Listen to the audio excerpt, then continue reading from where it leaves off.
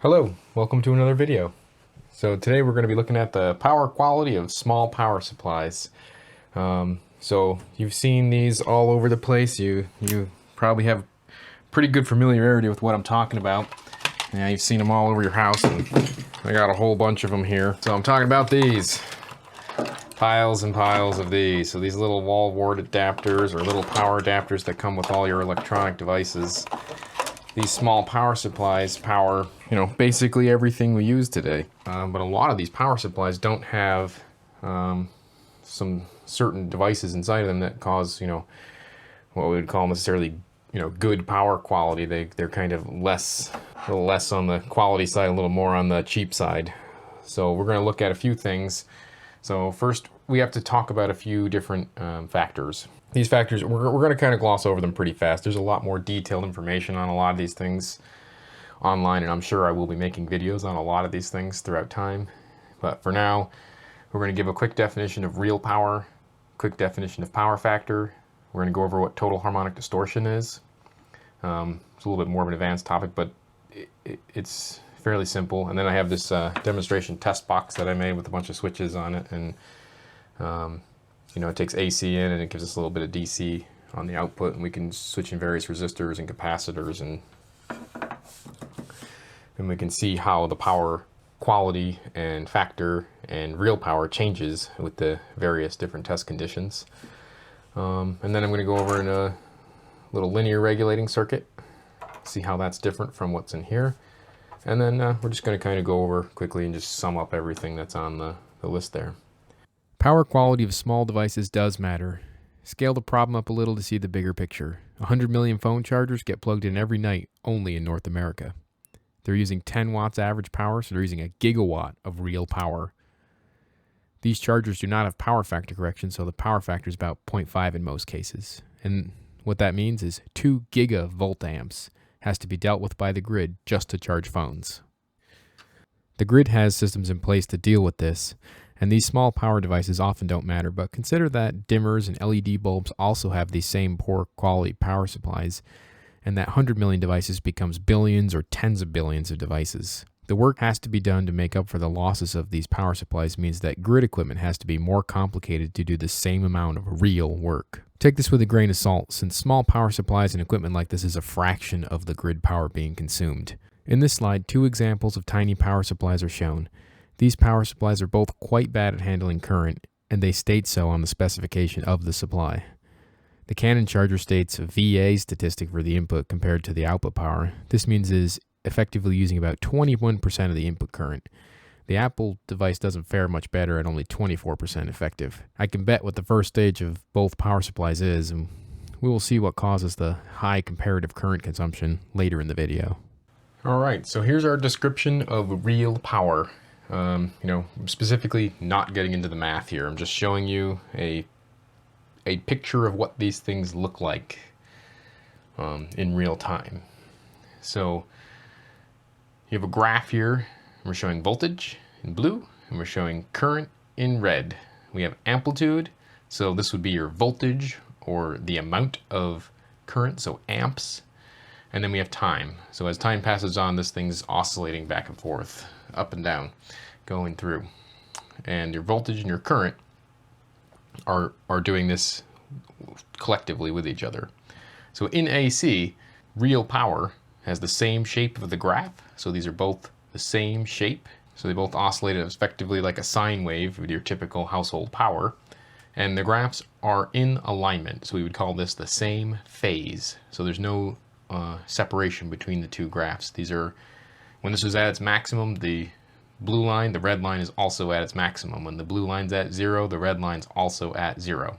So these would be called in phase with each other. So when we look at this graph, we can say that this is real power. So every time the voltage is high, the current is high. So when we multiply these two things together, you always get the maximum amount here. And if we were to do some math on this, we would find that the voltage and the current would effectively multiply. So VA, volts times amps, would actually equal the power. So here we can see those simple formulas laid out. So volts times amps is going to equal VA. That's always the case. but VA equals power in watts only for these above conditions. So when these two graphs are in alignment with each other, and when the shape of these two graphs is the same, this becomes true. And we call this a power factor of 1.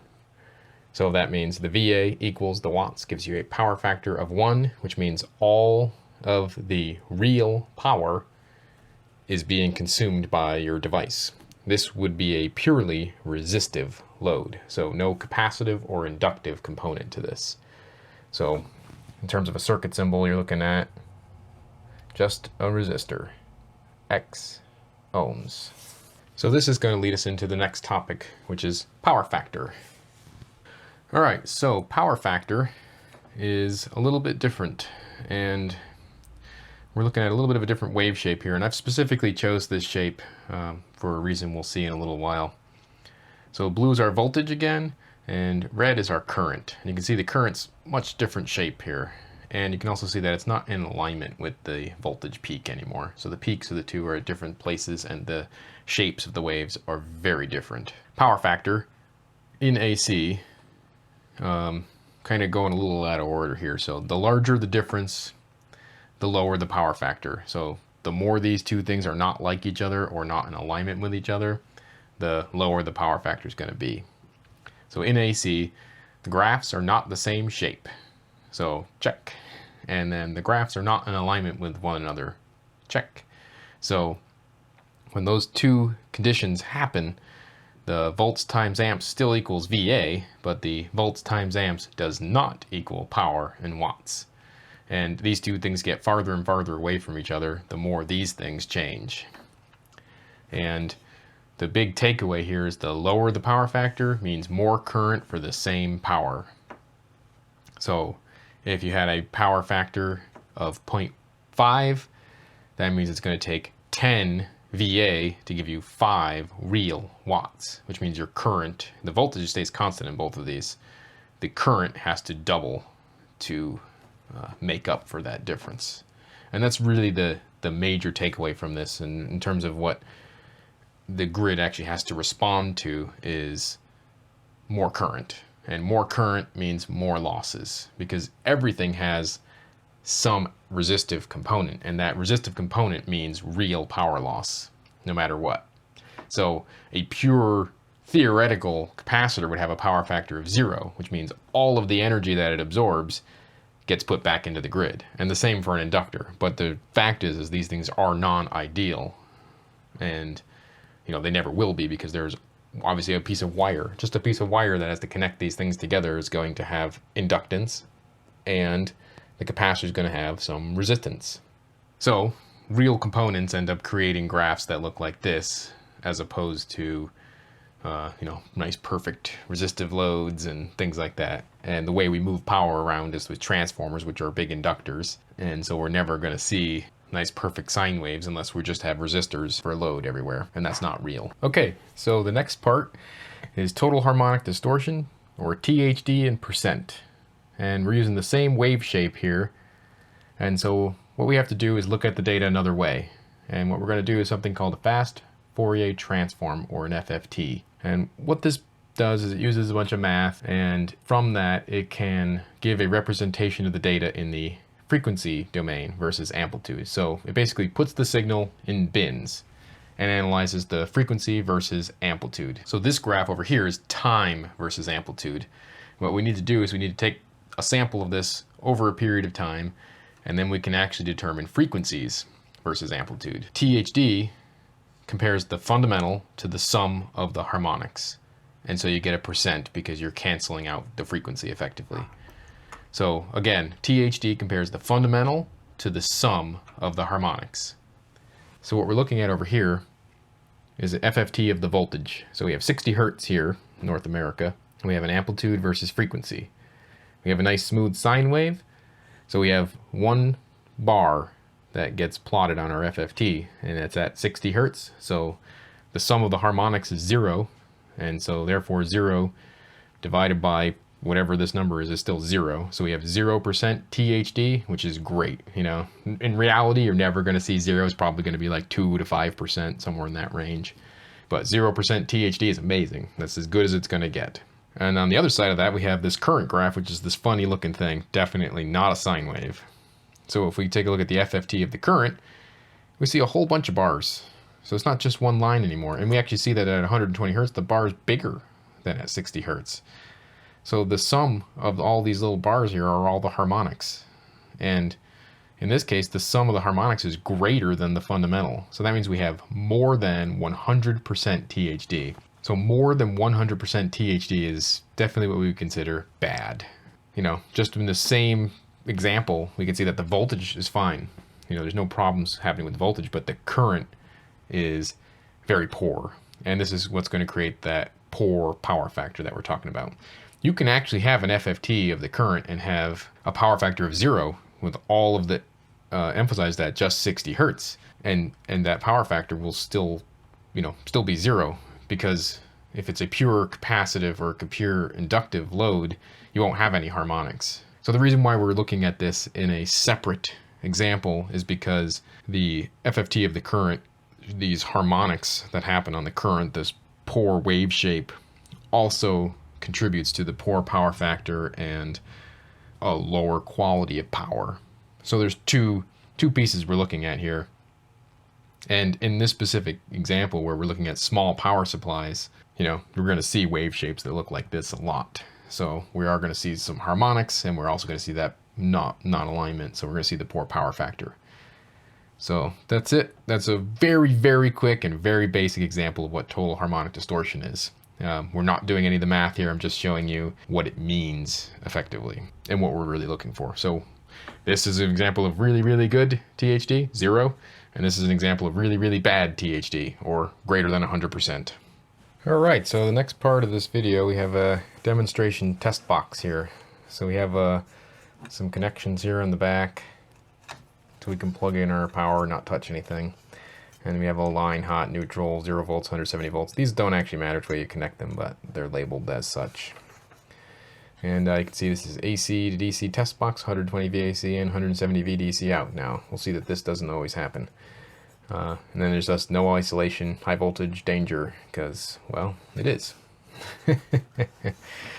And so on the front of this, we have a bunch of different switches. And what this gives us the ability to do is switch in different capacitance values. So this is effectively the schematic of what's inside of here. And what we want to do is simulate the beginning stage of different switching power supplies. So we can switch in different capacitor values, and then we can also switch in different resistors.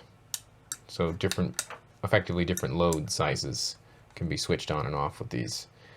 So we have from 200k ohm to 10k ohm, so we're talking about a couple watts on the low end. On the top end here, we're talking about very, very tiny amounts of power. And so we can look at how the capacitance changes both our harmonic distortion and our power factor. And we're going to look at some graphs and the THD percent and how that changes with the various conditions, which are very common in the beginnings of switching power supplies. So in our first test setup here, we have this connected in. We have about 120 volts. We're occasionally drawing tiny, tiny amounts of current, occasionally get a power factor, but so effectively there's nothing connected right now. We're measuring just parasitics. There is a 1 meg ohm resistor in here just to drain the capacitors. So that's effectively all that's in circuit right now across that bridge rectifier. And you can see we have a voltage over here of about 108, 109 volts. You can see this bar graph's kind of bouncing around a little bit on the meter. That's because it's not a stable voltage, it's actually a half-wave rectified signal. So we're just looking at the sine wave effectively. If we go ahead and switch in some load, you can see our power factor is very high. We have some capacitance, obviously, or some inductance in this line because we don't have a perfect power factor of 1 yet. We're using about 0.1 real watts though. And one of the things we can do is we can analyze the THD on this and see. So we were specifically looking at the current THD here, and we see we're about 3.5%, which is very low. We could switch in a larger load, and we can see that that THD is actually getting smaller. And I wouldn't expect it to get much smaller than 2.5%, because that's about the same as what our voltage at THD is. And so if those two match each other, that means we're doing very good. So if we actually go back to the regular mode, you can see our power factor now is 0.999, and our power is about half a watt right now. in this condition. And we can turn that up more. See, now we have a power factor of 0.9999, effectively 1, about 2 watts going in. Our voltage over here has not changed though. And if I pull up the waveform for this, you'll see that it's a half wave, so the current and the voltage are in perfect alignment with each other. There's no capacitance included in the line, so we can see that we're not actually getting a DC voltage out. We're still just getting an AC voltage. Well, we're not getting an AC voltage. We're getting a DC voltage out, but it's not a nice clean signal. So now we'll switch in a little bit of capacitance. And we can see immediately this voltage pops up really high. So now we're at about 163 volts DC, but we also see that our power factor has dropped immediately to a very low value, about 0.5. And if we put in some resistive load, we can see this power factor drops even further. But we're actually using a little bit more power. So if we switch in one of the conditions we had before, we have a very, very low power factor because our current is much higher, but our voltage isn't that great. But we're also only switching in a 0.1 microfarad capacitor. So we can switch in a little more capacitance. Our voltage is now much higher on the DC side. We can see that this bar graph's not bouncing around, so that means we have a nice steady DC voltage. We have about 1.1 microfarads of capacitance, and we're using about 1 watt now, but our power factor is still very poor. Let's take a look at the harmonics for this. So now you can see our current THD is already 115%. So you can see we're doing very, very bad there. So when we pull up the graph of this, we can see that we just have little spikes for our current consumption. Our voltage on the output is kind of still got a lot of ripple on it, so it's not a really nice DC level yet, but our sine wave for our input voltage is still a nice clean line. So the blue line's our voltage, the green is our input current, and the orange is the DC voltage going out. So ideally, the current waveform and the voltage waveform would look the same. So if we shut our capacitors back off, switch this to 10K, so we have a little bit more of a load now, but we have that high power factor, we can go and see that the current waveform, the green, looks very, very similar to the blue. Obviously smaller amplitude, but they look very close to each other, which is what we're looking for. In order to create a nice clean DC signal, we need to switch in more capacitance. So I'm going to switch in the maximum capacitance here. So this gives us about 11.1 microfarads. And we can see this voltage is now the highest it's been. But what will happen here is we switch in some load, we see this voltage doesn't drop very much. We can also see our power factor is now the worst it's been. And we're also consuming a lot more power now.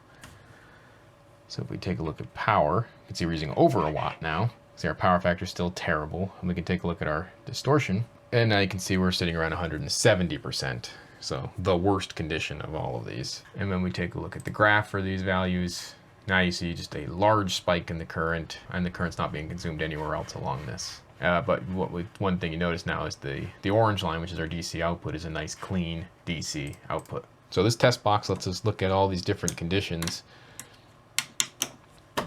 So we can see how the power is affected under these various loads, and we can see that basically anytime we want to get a nicer DC signal, which is what most switching power supplies use to generate the other voltages on the other side of the circuit, you end up with basically higher harmonic distortion and a worse power quality. So lower power factor, higher harmonic distortion, and this is how most power supplies are started out. So you can't correct this post. You have to correct this at the inlet to the power supply effectively.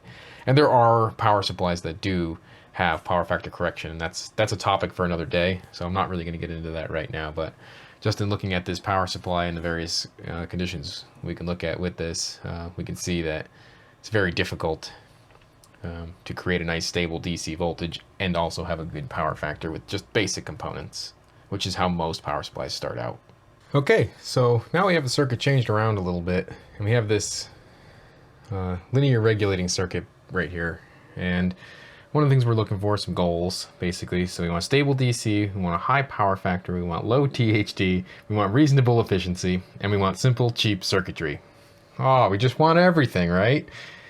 So there's some trade-offs here. So if we're using a linear regulating circuit, we're going to sacrifice some of the efficiency to gain some of these other things. And you'll actually see that we're going to lose some of the DC to gain some of these things as well. So here's the basic circuit we're looking at. This is all that's on this board.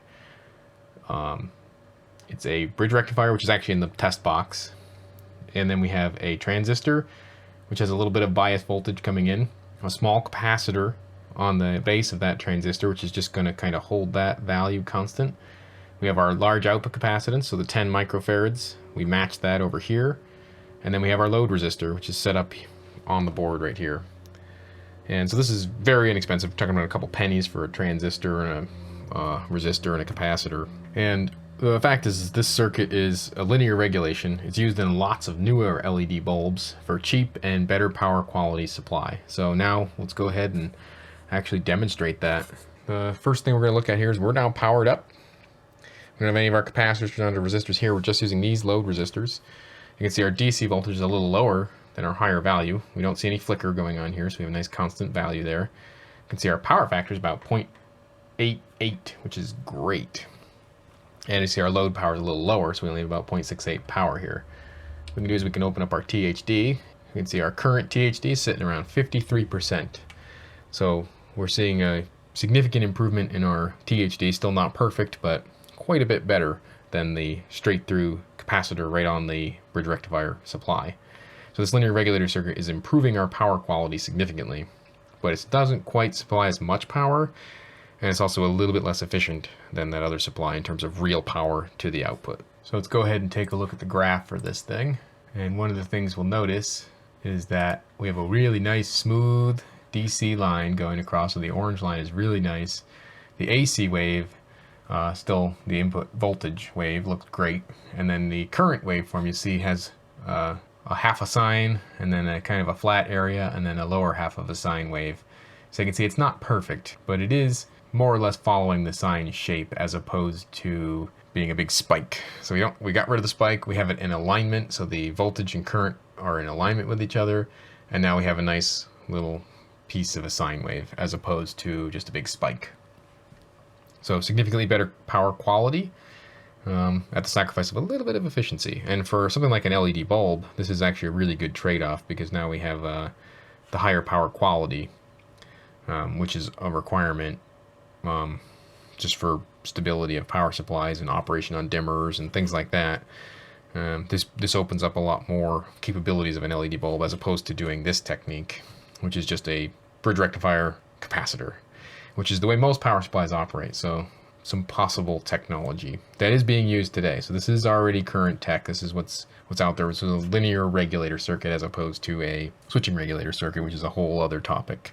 You may not pay for power factor in your local electricity bill, but you do pay for the very real resistive losses these power supplies caused. These resistive losses could lead to reduction in loss costs around 1/10 for a power factor corrected power supply. That is difficult to understand, so not cost for the real power, which you pay for in both cases, but rather the difference in cost for the losses of a higher current in the non-power factor corrected supply. I will work on designing some more effective small power supplies in future videos, probably unsuccessfully, but it's a good learning experience. It's good to learn how to fail. Okay, so we have our power quality of small power supplies, so we're down to sum it all up. So I'm going to switch boards, and we'll just go through and recap some of what we just observed. Real power is volts times amps in alignment, so in phase. The volts are in phase with the amps and are of the same shape. So none of that weird spiky stuff or anything like that. The volts and the current are both sine waves and they're in alignment with each other. That produces real power. Power factor is a measure of the phase alignment and the different shape of the voltage and current waves. So when we saw that big spike, we saw we had poor power factor when they're not in alignment with each other. We also have poor power factor. The lower that number is, the more current has to be pulled in by the circuit to achieve real power. Total harmonic distortion is another factor, and this is a measure of harmonic content versus the fundamental frequency. And we can see that the higher this number goes, the worse our power quality gets. And this also leads to lower power factor. So we want to see the lowest possible total harmonic distortion and the highest possible power factor to get as close as possible to real power. So small power supply demo box is the next thing we looked at, and this shows poor power quality often present in the small power supplies because most of them, the beginning of the circuit is what we show here, which is a bridge rectifier followed by a capacitor and then some load. And when you have that bridge rectifier followed by a capacitor, you end up with a big spike to charge up that capacitor really quick at the top of the waveform. And that's not ideal.